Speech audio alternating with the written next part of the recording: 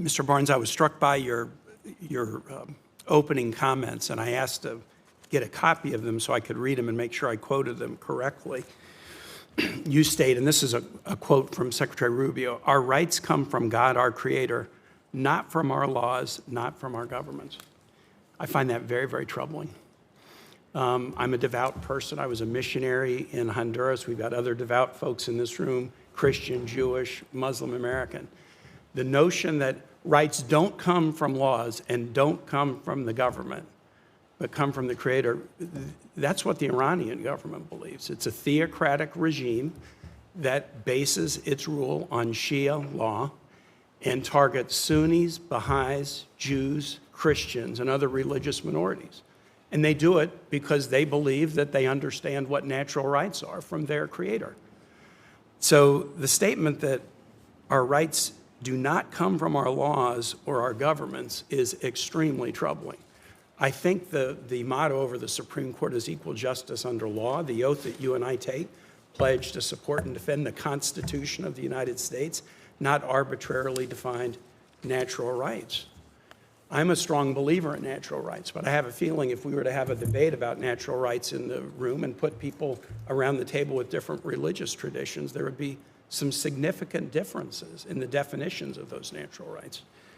You go on to say, "I believe our country and our government is the best in the world, and our strength comes from our enduring values." I believe that. But then you say, and you got to choose what to say in your opening testimony, these values aren't an endless list of, quote, rights. You put the quote around that to kind of demean the notion of rights that people create and change and form to meet their own needs or desires. These values aren't identity politics. They're the historic natural rights that we have as individuals pursuing life, liberty, and happiness in the world. Pursuing life, liberty, and happiness. The State Department's Human Rights Report has just struck out all references to the rights of LGBTQ people in countries and the way countries treat LGBTQ people. I mean, do they have a right to liberty? Do they have a right to life? Do they have a right to happiness? Senator Murphy pointed out that the Human Rights Report has taken out information about freedom of association, about freedom of expression, about exploitation of children, about prison conditions. These were all part of the human rights reports that have been done for years by the State Department. I think these are things that are connected to life, liberty, and the pursuit of happiness. They've now all been removed from the State Department's annual human rights report. And the notion that, well, we wanted to make it shorter or more readable just doesn't pass the laugh test with me and many others on this committee. I'm not really going to ask you about your testimony because I believe you offered that in a very sincere way, and I don't want to try to change your opinion on something you sincerely believe. But the notion that our rights do not come from our laws or our government should make people very, very nervous. Because people of any religious tradition or none are entitled to the equal protection of the laws under the 14th Amendment. It shouldn't matter what their religious background is, what they think about God or the Creator, what their church affiliation is. You are entitled in this country, every person, to the equal protection of the laws. And so to demean laws and demean governments and suggest that rights don't come from laws and governments, I mean, again, I think there are such things as natural rights, and I try to live in accord with them. But I would never demean the law. We are a nation of laws, not men. Laws, not people. And if we now, after nearly 250 years, suddenly start to demean that or diminish that and suggest, no, it's natural rights as defined by a leader, the leader of Iran or the leader of any nation, that does not create a place of safety or comfort for folks.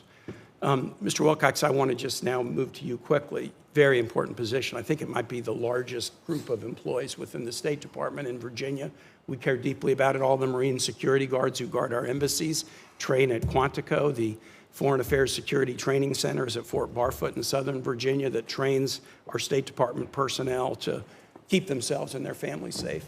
I'm a little bit worried about the effect of the massive rifts in the State Department on the security mission. Can you tell me how you would try to make sure that your division has the resources it needs to get the job done? I do apologize. Senator, could you repeat that question, please? I'm worried about the rifts, the reductions in force, and the effect of those rifts on the security mission of the Department of State. tell me how you would work to make sure that we have the resources we need to make sure security is job one. Yes, sir. I appreciate the question.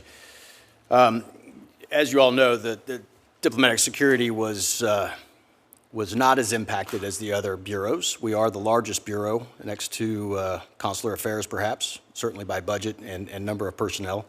It's my understanding that only 2 special agents were RIF'd, and they were not in positions within DS at the time.